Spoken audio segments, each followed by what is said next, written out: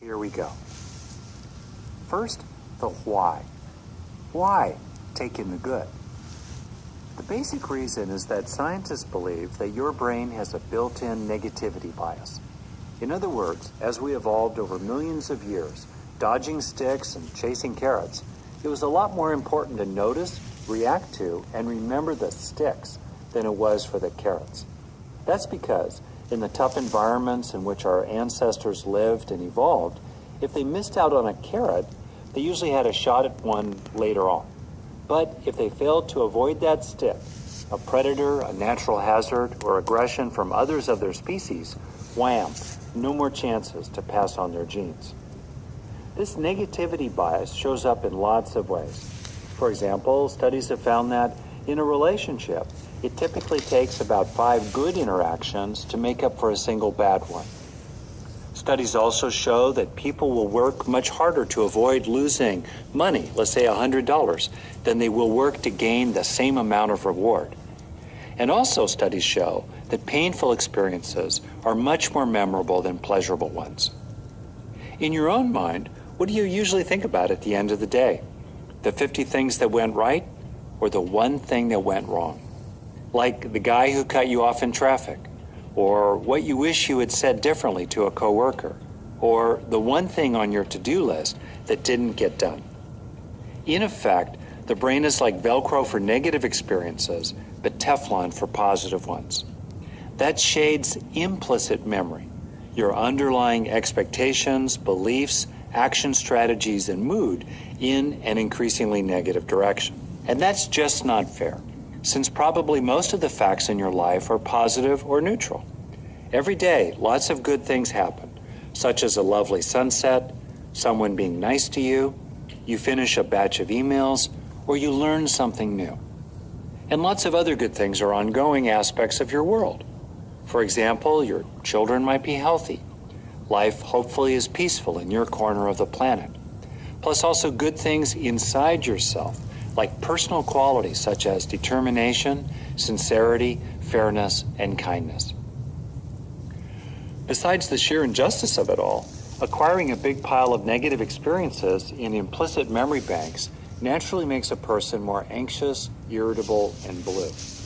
Plus, it makes it harder to be patient and giving toward others. In evolution, Mother Nature only cares about passing on genes by any means necessary. She doesn't care if we happen to suffer along the way. From subtle worries to intense feelings of sorrow, worthlessness, or anger.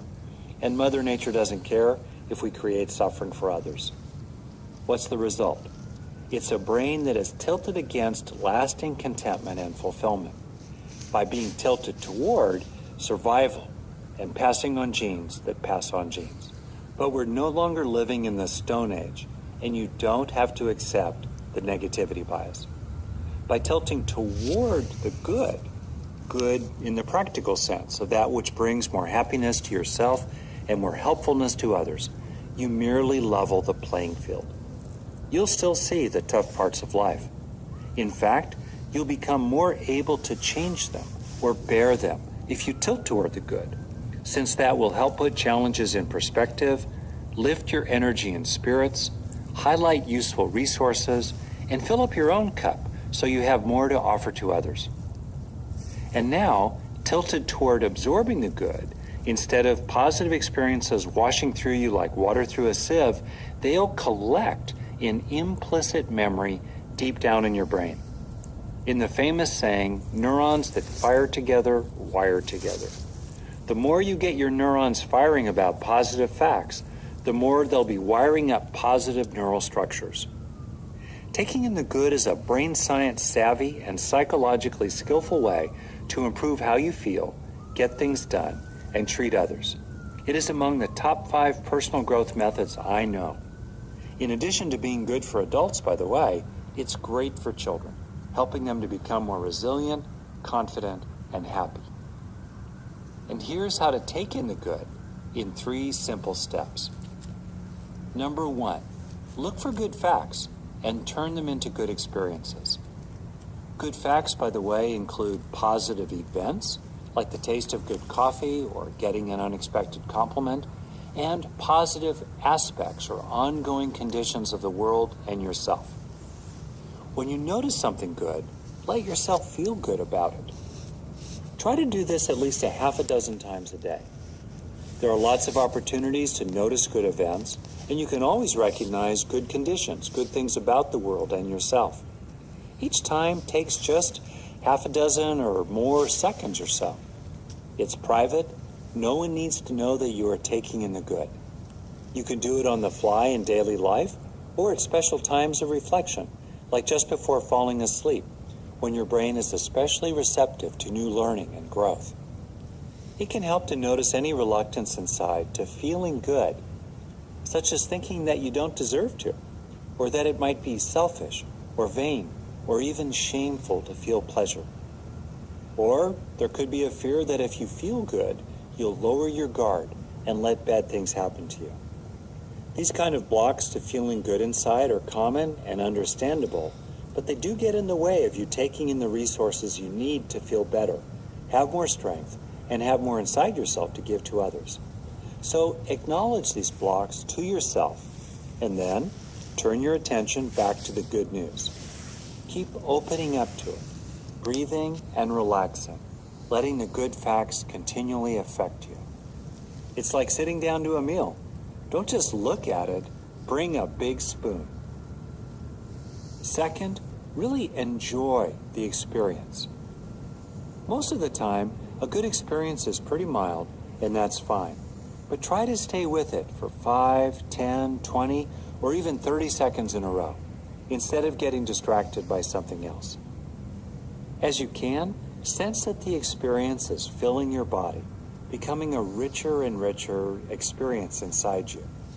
As Mark Lewis and other researchers have shown, the longer that something is held in awareness and the more emotionally stimulating it is, the more neurons that fire and thus wire together, and the stronger the trace in memory. You are not craving or clinging to positive experiences, since that would ultimately lead to tension and disappointment. Actually, you are doing the opposite. By taking these positive experiences in and filling yourself up with them, you will increasingly feel less fragile or needy inside and less dependent upon external supplies. Your happiness and love and grit and resilience will become more unconditional, based on an inner fullness rather than on whether the momentary facts in your life happen to be good ones. And 3, intend and sense that the good experience is sinking into you. People do this in different ways.